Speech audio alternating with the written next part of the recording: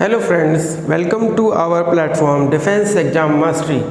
Friends, it is a platform where a candidate can easily prepare for the defense exam. Friends, आज का हमारा topic है mensuration. ये एक ऐसा टॉपिक है दोस्तों जिससे कई बार एग्ज़ाम में क्वेश्चन बनते हैं और कैंडिडेट बेसिक कॉन्सेप्ट के लैक की वजह से, बेसिक कॉन्सेप्ट ना होने की वजह से क्वेश्चंस को एग्ज़ाम में गलत कर देते हैं। ओके फ्रेंड्स, तो आजकल शॉर्ट ट्रिक्स का ज़माना है वैसे तो, लेकिन शॉर्ट ट्रिक्स कह सकते हैं कि एक अच्छा ट्रिक होता है क्वेश्चन को सॉल्व करने के लिए, मगर आपको कॉन्सेप्ट भी सीखना चाहिए। तो मेंसुरेशन की बात करते हैं। मेंसुरेशन फ्रेंड्स दो टाइप्स की होती है, एक 2D mensuration and the second one is 3D mensuration.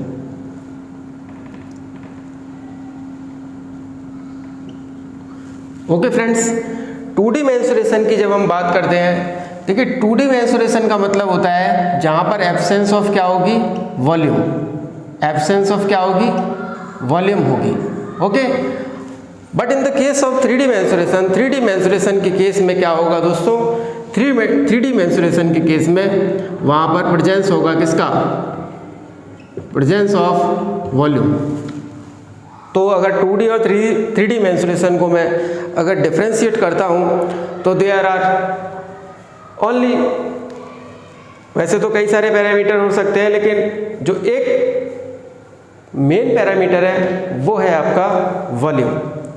2D mensuration की जब बात आएगी तो 2D फिगर्स की बात आएगी, जैसे कि स्क्वायर्स, रेक्टेंगल, ट्राइंगल, सर्कल। क्या आपने कभी सुना है कि स्क्वायर का वॉल्यूम, रेक्टेंगल का वॉल्यूम, ट्रायंगल का वॉल्यूम, सर्कल का वॉल्यूम? नहीं ना, बिल्कुल। तो ये सब किसी कौन सी कैटेगरी में आएंगे, 2D मेंसुरेशन की कैटेगरी में ये सभी आएंगे। When we talk about the 3D mensuration category, we study about the figures right circular cylinder, लंब वृत्तीय बेलन जिसे हिंदी में कहते हैं right circular cylinder. Okay friends, and the second one is right circular cone, right circular cone, and the third one is sphere, और अगर आप कहें तो frustum. Okay friends, right circular cylinder की अगर मैं बात करता हूँ तो राइट सर्कुलर सिलेंडर कुछ इस तरीके से शो होता है। राइट सर्कुलर कोन की अगर बात करते हैं तो वो कुछ इस तरीके से शो होता है। बर्थडे वाली कैप से भी आप इसको कंपेयर कर सकते हैं। स्फीयर की जब बात करते हैं दोस्तों तो इस तरीके से शो होता है स्फीयर। स्फीयर और सर्किल दोनों दिखने में एक जैसे लगते हैं, मगर स्फीयर और सर्किल में केवल एक अंतर होता है कि sphere is like a ball, cricket ball, football, basketball, whatever you can से। But in the case of circle आप कह सकते हैं कि जैसे कि हम कोई कड़ा पहनते हैं या मैंने जो रिंग पहन रखी है तो it is in the form of circular. जैसे कि अगर मैं रिंग की अगर बात करूं तो रिंग में कोई चीज़ अगर मैं डालूंगा एक तरफ से तो वो दूसरी तरफ से ऑटोमेटिकली क्या होगा, बाहर आ जाएगी, तो वहाँ पर कोई वॉल्यूम वो कंटेन नहीं कर पाएगी। तो this shape will be called as circular. Okay, triangular आपको पता ही है, a polygon having 3 sides is called as triangle. Rectangle की अगर मैं बात करता हूँ तो it is a polygon having 4 side which has opposite side equal and each angle of 90 degree. सभी एंगल्स कितने डिग्री के होते हैं, 90 डिग्री के। अगर मैं ABCD अगर इसका कोई नाम दे देता हूँ तो angle A, angle B, angle C, angle D is equals to 90 degree. But in the case of square, square के केस में क्या होता है, सभी साइड्स क्या होते हैं दोस्तों, इक्वल होती हैं और सभी एंगल कितने होते हैं, 90 डिग्री के होते हैं। Okay, when we talk about the frustum shape, frustum you can say a bucket like structure. Okay friends, तो ये तो 2D और 3D मेंसुरेशन के जो फिगर्स हैं वो आपको पता होने चाहिए कि 2D मेंसुरेशन में कौन से फिगर्स आते हैं और 3D मेंसुरेशन में कौन से फिगर आते हैं। ओके फ्रेंड्स, तो these are the basics of the mensuration. अब इसके बाद अगर किसी दूसरे टॉपिक की अगर चर्चा होगी तो अब इसमें भी सब टॉपिक बन जाएंगे एरिया और वॉल्यूम। ओके, तो अब हम स्क्वायर के, रेक्टेंगल के और ट्राइंगल के एरिया की बात करेंगे। और एरिया से पहले अगर मैं एक टर्म और अगर थोड़ा सा आपको समझाने की कोशिश करूं तो we can say perimeter. Friends, इस पर कई सारी किताबें लिखी जा चुकी हैं इन टॉपिक्स पर, मेंसुरेशन के, area, triangle and so on. Perimeter एक ऐसा टॉपिक है जिसको ज़्यादा टीचर्स डिस्कस नहीं करते। एक्चुअली में पेरीमीटर का मीनिंग क्या होता है, जैसे कि आप ये बोर्ड देख रहे हैं। ओके, मान लीजिए ये जो आपका लेंथ है ये आपकी 2 फीट है और ये जो ब्रेड्थ है इसकी ये मान लीजिए 4 फीट है, तो इसका पेरीमीटर कितना हो जाएगा। मान लीजिए मुझे इस बोर्ड की टेपिंग करनी हो, तो इस बोर्ड की अगर टेपिंग करनी है तो ये हो जाएगा 2 फीट प्लस 4 फीट 6 फीट, फिर से ये 2 फीट हो जाएगा 8 फीट और फिर से ये 4 फीट हो जाएगा कितना 12 फीट। ओके, तो पेरीमीटर, ये रेक्टेंगुलर शेप है इस बोर्ड की, तो पेरीमीटर का मतलब क्या है कि जितना उसकी साइड्स को टोटल हम कवर करेंगे वही उसका क्या होता है, पर्टिकुलर फिगर का पेरीमीटर होता है। तो रेक्टेंगल का पेरीमीटर जैसा कि आपको पता भी होगा, अगर नहीं भी पता है तो 2l + b कैसे आता है, क्योंकि 2 बार l जुड़ा और 2 बार क्या जुड़ा दोस्तों, b। ओके, तो अगर मैं फॉर्मूला भी अगर लगाऊंगा तो जैसे मैंने रैंडमली इस तरीके से जोड़ा था, ये 2 4 6 हो गया और ये 12 हो गया है ना, तो अगर इस तरीके से फॉर्मूले में अगर मैं पुट करूंगा तो 4 + 2 यहाँ पर हो गया, ये 6 हो गया और 6 × 2 कितना हो गया 4। तो आप ऐसे भी कर सकते हैं, सॉरी यहाँ पर फीट यूज़ होगा क्योंकि ये फीट में लिया है मैंने अगर, तो perimeter of this board will be 12 feet. Okay friends, तो पेरीमीटर का मतलब समझिए, पेरीमीटर का मतलब होता है कि पेरीफेरी या जो सराउंडिंग्स है उसकी बोर्ड की, ये जो कॉर्नर्स हैं, इनको मैं अगर टेपिंग अगर मुझे करनी हो तो कितने मटेरियल की, मुझे कितनी धागे की या कितने टेप की या पर्टिकुलर किसी स्ट्रिप की अगर मैं बात कर रहा हूँ, यहाँ पर स्ट्रिप लगी हुई है तो कितनी स्ट्रिप चाहिए होगी, that will be perimeter of this particular shape. Okay, actual में पेरीमीटर आपको समझ में आया। अब अगर मैं बात करता हूं एरिया की, एरिया का मतलब होता है दोस्तों, अब इस पर्टिकुलर फिगर को मैं क्या कर रहा हूं, पूरा ढक रहा हूं किसी सीट से। मान लो मैं एक पेपर की वाइट सीट लेके आया और मैंने क्या किया, इस पूरे बोर्ड को क्या किया, कवर करने की कोशिश की, तो मुझे कितनी सीट चाहिए होगी, तो लेंथ का मल्टीप्लाई करें हम किससे, ब्रेड्थ से। तो यहाँ पर अगर ये 2 मैंने माना था तो 2 अगर मैंने ये माना था तो 2 × 4, इट मीन्स अगर मल्टीप्लाई हो रहा है यहाँ पर तो फीट का मल्टीप्लाई फीट से होगा, तो ये क्या आ जाएगा 8 फीट स्क्वायर या 8 स्क्वायर फीट। दोनों तरफ से, दोनों तरीके से आप बोल सकते हैं। तो एरिया जो होता है वो आता है आपका स्क्वायर की फॉर्म में, लेकिन पेरीमीटर जो होता है वो आता है आपका पर्टिकुलरली फीट की फॉर्म में, या सेंटीमीटर तो सेंटीमीटर की फॉर्म में आएगा। अगर आपकी डायमेंशंस आपकी सेंटीमीटर में होती तो एरिया आपका किस में आता, सेंटीमीटर स्क्वायर में। ओके, तो अगर ये तो रेक्टेंगल की बात रही दोस्तों, तो रेक्टेंगल का अगर फॉर्मूला भी लिखना चाहें तो हो जाएगा l × b। Area of rectangle, area of rectangle हो जाएगा आपका कितना, एरिया ऑफ रेक्टेंगल हो जाएगा दोस्तों कितना, l × b। ओके, सभी फिगर्स का पेरीमीटर होगा बिल्कुल।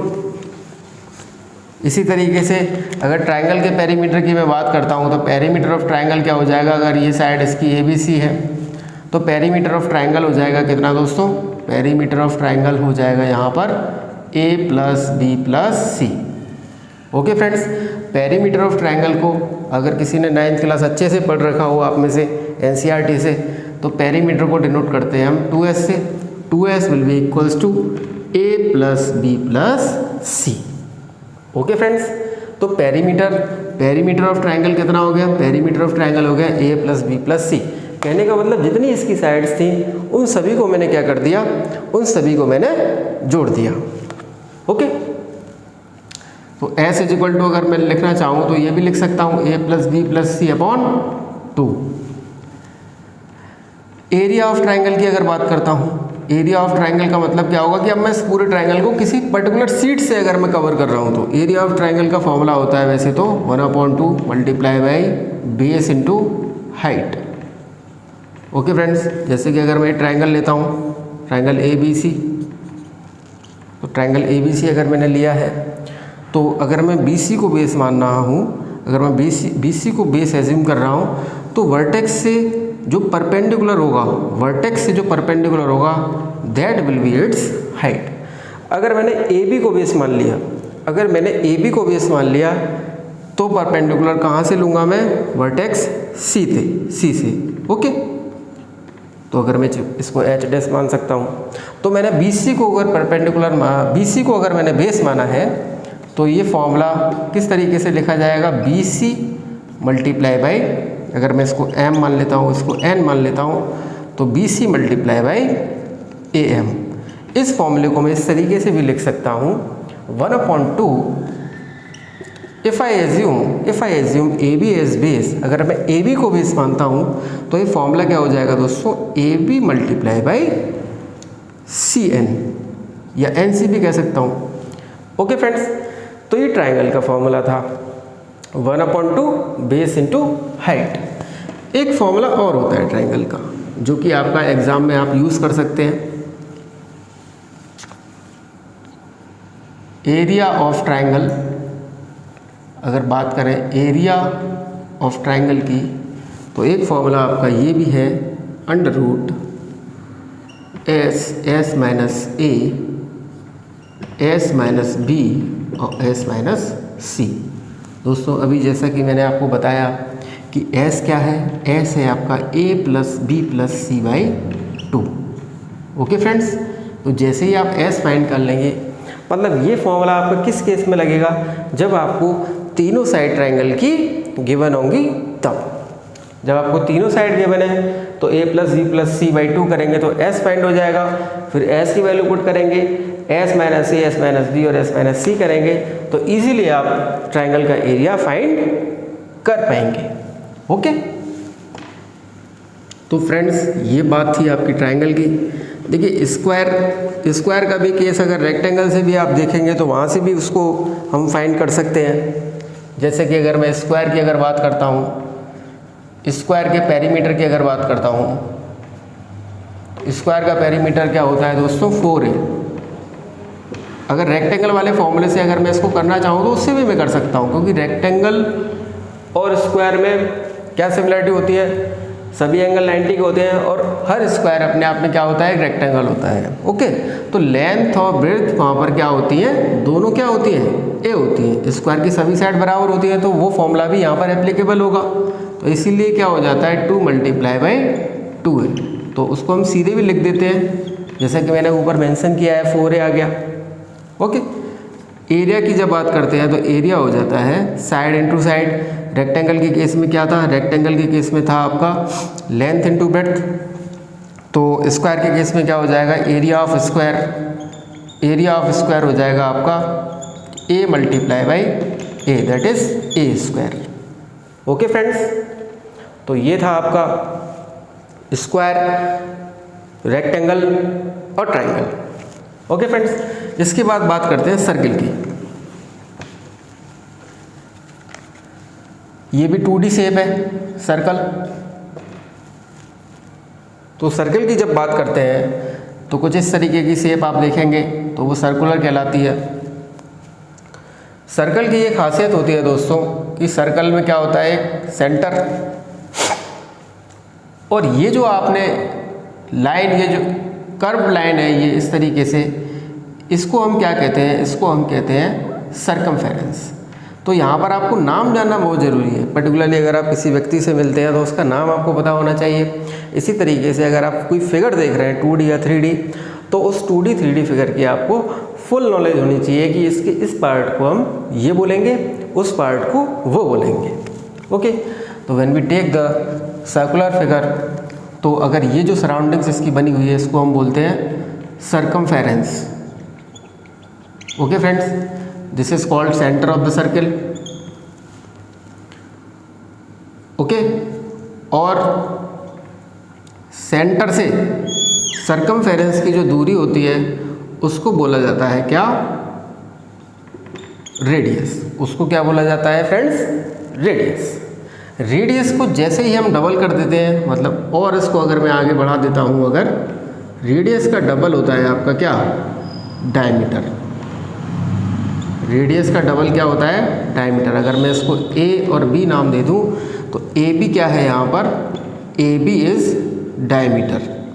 ए बी इज़ डायमीटर।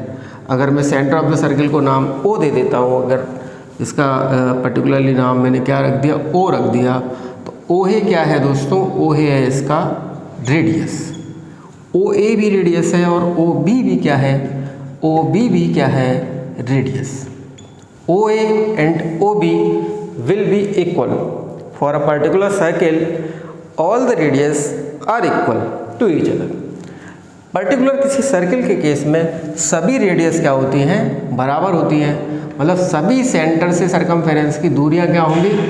बराबर होंगी। तो यहाँ से मैं ये लिख सकता हूँ O A is equal to O B, और इसको मैं क्या मान लेता हूँ? आर। तो radius is represented by R. R is the radius of circle. Okay friends, R is radius of circle and AB is diameter. तो the relation between diameter and radius D is equal to 2R. R को मैंने क्या कर दिया? Double कर दिया, और वो किसके बराबर आएगा? डायमीटर के। डायमीटर किससे रिप्रेजेंट हो रहा है? D से, आप देख सकते हैं। अब एक और टर्म आता है कॉर्ड। देखिए कॉर्ड क्या होता है कि सर्किल के किसी एक पॉइंट से और सर्किल के किसी दूसरे पॉइंट तक की जो डिस्टेंस होती है उसको हम कहते हैं कॉर्ड। सर्किल के किसी एक सर्कमफेरेंस पर किसी एक पॉइंट से, सर्किल के सर्कमफेरेंस के किसी एक पॉइंट से सर्कमफेरेंस के किसी दूसरे पॉइंट तक की जो डिस्टेंस होती है उसको हम बोलते हैं कॉर्ड। ओके फ्रेंड्स, तो AD is a cord. Okay, तो देखिए अगर लॉजिकली देखेंगे तो AB भी क्या है? कॉर्ड है, और सबसे बड़ी कॉर्ड है। तो मैं ये लिख सकता हूँ diameter is the largest chord of a circle. किसी सर्किल की सबसे बड़ी कॉर्ड कौन सी होती है? किसी सर्किल की सबसे बड़ी कॉर्ड होती है उसका डायमीटर। ओके फ्रेंड्स, ये सर्किल के कुछ टर्म हैं जो आपको आने चाहिए। अभी मैंने पेरीमीटर की बात नहीं की है और ना ही मैंने एरिया की बात की है। ओके, कुछ टर्म और है, सेकेंट, टेंजेंट, आर्क और सेगमेंट। देखिए सेकेंड की बात अगर करें तो सेकेंड कुछ इस तरीके से होता है। पर्टिकुलरली मान लीजिए कोई सर्किल है, इसका सेंटर O है। सेकेंड होता है कोई लाइन सर्किल को क्रॉस कर गई, सर्कमफेरेंस के दोनों कॉर्नर्स को क्या कर गई? क्रॉस आउट कर गई। तो AB इज अ सेकेंड। यहाँ पर क्या होगा जी? AB is a second. Tangent की अगर बात करें तो टेंजेंट का मतलब ये होगा दोस्तों कि सर्किल की सर्कमफेरेंस को क्या जाएगी? बस टच करती हुई जाएगी, ना तो सर्किल के अंदर आई और ना सर्किल के क्या गई? बाहर गई। ये कुछ वैसी ही कंडीशन है, मान लो आपका कोई ऐसा आपका कोई रिलेटिव आ जाता है जो आपके घर में नहीं आना चाहता और ना घर के बाहर से गुजरना चाहता। वो क्या करता है कि आपके घर आता है और आपके घर की दीवार को बाहर से टच करता हुआ क्या करता है? निकल जाता है। तो टेंजेंट भी कुछ इस तरीके से ही होती है दोस्तों कि सर्किल को बाहर से टच करते हुए क्या करती है? निकल जाती है। We can say CD is a tangent. CD is a tangent. ठीक है। आर्क की अगर बात करें तो अगर आर्क की बात करते हैं तो आर्क की अगर बात करेंगे तो आर्क दो प्रकार के होते हैं, एक माइनर आर्क और एक मेजर आर्क। देखिए सभी ने पिज़्ज़ा पार्टी तो आई थिंक करी ही होगी आप सभी लोगों ने। तो जब जिसको छोटा वाला हिस्सा मिला पिज़्ज़ा का वो हो गया माइनर आर्क, और जिसको बड़ा वाला हिस्सा मिला पिज़्ज़ा का वो हो गया मेजर आर्क। ओके, तो अगर भूल भी जाएंगे कि माइनर आर्क और मेजर आर्क क्या है तो पिज़्ज़ा से ध्यान रखेंगे। ओके, ये माइनर आर्क है और ये मेजर आर्क है। और अगर इसको अच्छी तरीके से बोलेंगे तो आप सेक्टर भी कह सकते हैं इसको आप क्या भी कह सकते हैं, सेक्टर, मेजर सेक्टर। और ये क्या हो जाएगा दोस्तों, माइनर सेक्टर। मतलब जब भी आप सेक्टर की बात करें या आर्क की बात करें तो आर्क तो आप समझ ही जाएंगे कि जो छोटा वाला होगा वो माइनर होगा और जो बड़ा वाला होगा वो क्या हो जाएगा, जो बड़ा वाला होगा वो क्या हो जाएगा, मेजर आर्क हो जाएगा।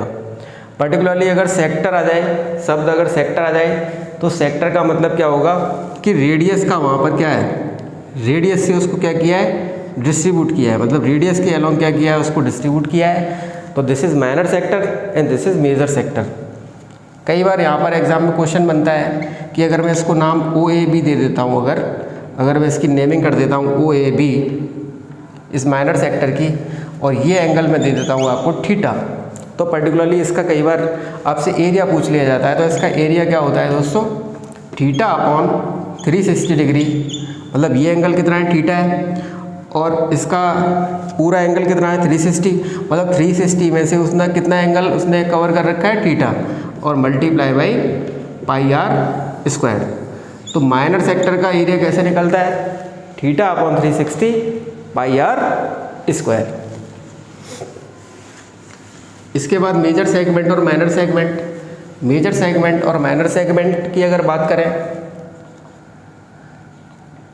तो मेजर सेगमेंट और माइनर सेगमेंट, देखिए मेजर सेगमेंट क्या होता है। अब यहाँ पर आप सर्किल को पिज़्ज़ा वाले तरीके से नहीं बांटेंगे, किस तरीके से बांटेंगे, इस तरीके से। This portion will be called minor segment and this portion will be called as major segment.